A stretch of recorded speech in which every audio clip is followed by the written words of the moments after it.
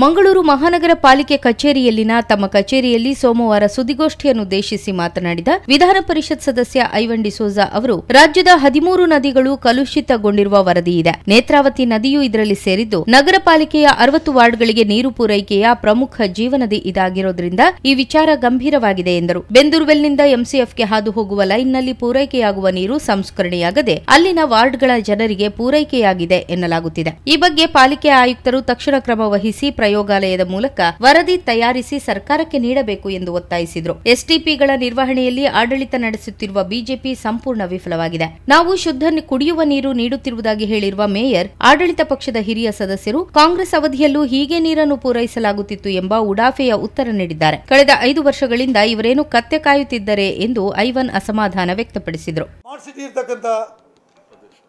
ಪ್ರದೇಶ ಮಂಗಳೂರು ನಾವು ಕೋಟ್ಯಾಂತರ ರೂಪಾಯಿ ಖರ್ಚು ಮಾಡಿದ್ದೇವೆ ಬೇರೆ ಬೇರೆ ಇನ್ಫ್ರಾಸ್ಟ್ರಕ್ಚರಿಗೆ.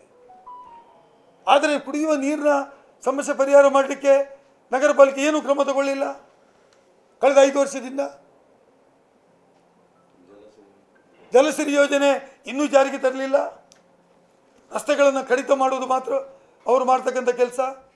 ವಿಪಕ್ಷ ಸದಸ್ಯ ಅಬ್ದುಲ್ ರವೂಫ್ ಅವರು ಪಾಲಿಕೆ ಸಾಮಾನ್ಯ ಸಭೆಯಲ್ಲಿ ಪಾಲಿಕೆ ಆಯುಕ್ತರ ವಿರುದ್ಧ ಭ್ರಷ್ಟಾಚಾರ ಆರೋಪ ಮಾಡಿರುವ ಕುರಿತಂತೆ ಯಾವ ಕ್ರಮ ಕೈಗೊಳ್ಳಲಾಗುತ್ತದೆ ಎಂಬ ಪತ್ರಕರ್ತರ ಪ್ರಶ್ನೆಗೆ ಪಾಲಿಕೆಯಲ್ಲಿ ಆಡಳಿತದಲ್ಲಿರುವುದು ಬಿಜೆಪಿ. ಸದಸ್ಯರ ಆರೋಪಕ್ಕೆ ಸಂಬಂಧಿಸಿ ಮೇಯರ್ ಸರ್ಕಾರಕ್ಕೆ ಪತ್ರ ಬರೆದಿರುವುದಾಗಿ ಹೇಳಿದ್ದಾರೆ. ಯಾವ ಭ್ರಷ್ಟ ಅಧಿಕಾರಿಗಳನ್ನು ರಕ್ಷಣೆ ಮಾಡುವ ಪ್ರಶ್ನೆ ಇಲ್ಲ, ತನಿಖೆಗೆ ಒತ್ತಾಯಿಸಲಾಗುವುದು ಎಂದರು. ಸದನದಲ್ಲಿ is opinion has been placed before the house. ಏನು ಹೇಳಿದ್ದಾರೆ? ಮೇಯರ್ ರೂಲಿಂಗ್ ಕೊಟ್ಟಿದ್ದಾರೆ. ನನಗೆ ಹೇಳಿದಾಗೆ ನಾನು ಸರ್ಕಾರಕ್ಕೆ ಬರೀತೇನೆ ಅಂತ ಹೇಳಿದ್ದಾರೆ. ಸರ್ಕಾರಕ್ಕೆ ಬರೆದರೆ ಯಾವ ಭ್ರಷ್ಟ ಅಧಿಕಾರಿಗಳನ್ನು ರಕ್ಷಣೆ ಮಾಡೋ ಪ್ರಶ್ನೆ ಇಲ್ಲ. ನಮಗೆ ಜನಪರವಾದ ಆಡಳಿತ ಕೊಡಬೇಕು.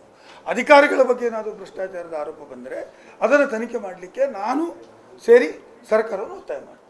ಪಾಲಿಕೆ ಸದಸ್ಯರಾದ ಲ್ಯಾನ್ಸಿಲಾಟ್ ಪಿಂಟೋ, ಸಂಶುದ್ದೀನ್, ಝೀನತ್, ಹರಿನಾಥ್, ಕೇಶವ, ಭಾಸ್ಕರ್ ಕೆ, ನಾಮನಿರ್ದೇಶಿತ ಸದಸ್ಯರಾದ ಸತೀಶ್ ಪೆಂಗಲ್, ಚೇತನ್, ಕಿಶೋರ್ ಕುಮಾರ್ ಮತ್ತಿತರರು ಉಪಸ್ಥಿತರಿದ್ದರು.